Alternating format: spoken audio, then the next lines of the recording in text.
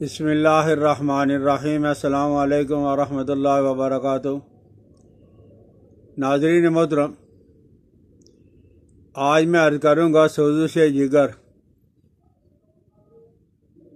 جس کو آج کل ہیپاٹائٹس کہا جاتا ہے، ہیپاٹائٹس سی۔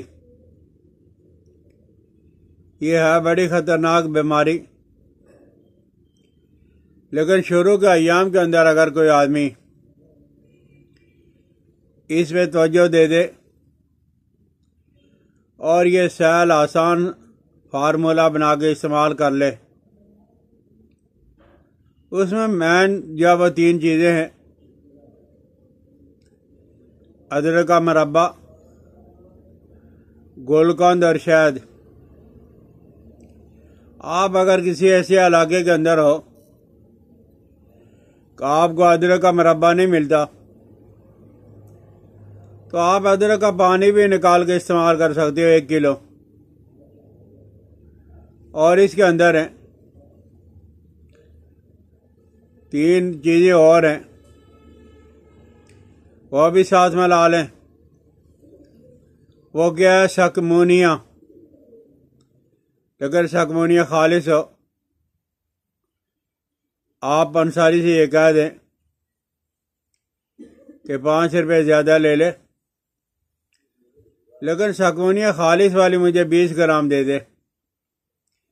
آپ نے سکمونیا خالص 20 گرام لینی ہے، اور تباشیر خالص آپ نے 100 گرام لینی ہے، اور خبز الحدید، کشتہ خبز الحدید ہے، یہ آپ نے 100 گرام لینا ہے۔ خبز الحدید تلاش کرنے سے مل جاتا ہے، اگر نہ ملے تو آئرن کا، فولاد کا کشتہ جو ہے وہ آپ نے 100 گرام، اور اس میں آپ نے چاندی کے ورق، نکرا کے ورق جو ہے وہ آپ نے 100 عدد ڈالنے ہیں، اور سونے کے ورق سونا، نکرا آپ نے 100 عدد، اور ورق سونا جو ہے وہ آپ نے 10 عدد ڈالنے ہیں۔ یہ ساری کی ساری چیزیں اکٹھی کر کے، مربع ادرک ہو گیا، گلقند ہو گیا، شہد ہو گیا، اور اس میں آپ نے سکمونیا ڈالنا ہے، تباشیر ڈالنی ہے، خبز الحدید ڈالنی ہے، اس میں جب آپ نے چاندی کے ورق ڈالنے اور سونے کے ورق، تو یہ ساری چیزوں کو آپ مکس کر کے رکھ لو۔ تو 1 تولہ سے 2 تولہ تک، یعنی شروع میں آپ نے 1 تولہ استعمال کرنا ہے، اس کے بعد آپ 2 تولہ کر لیں۔ لیکن آپ نے استعمال کیسے کرنا ہے؟ آدھ ریڑکا، یعنی دودھ اور دہی کو ملا کے جو لسی بنائی جاتی ہے، اس کو آدھ ریڑکا کہا جاتا ہے۔ تو یہ آدھ ریڑکا کے ساتھ آپ صبح خالی پیٹ، ناشتہ سے پہلے آپ یہ کر لو، اور رات کے وقت ہے آپ صرف دودھ کے ساتھ ہی استعمال کر لو، تو انشاءاللہ العزیز ہیں یہ نامراد بیماری، اس زمانے کے اندر تو یہ بیماری بہت زیادہ پھیلتی جا رہی ہے۔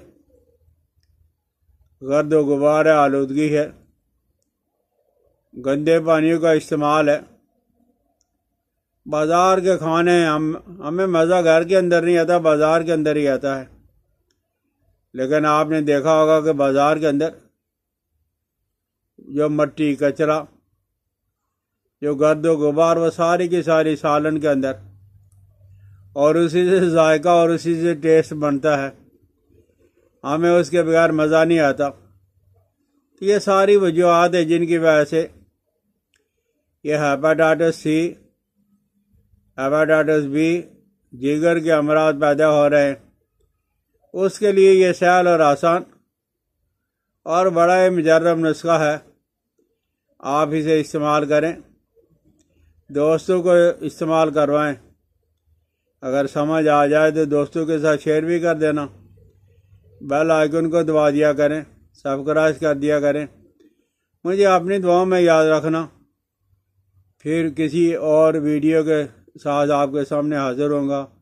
السلام علیکم ورحمۃ اللہ وبرکاتہ۔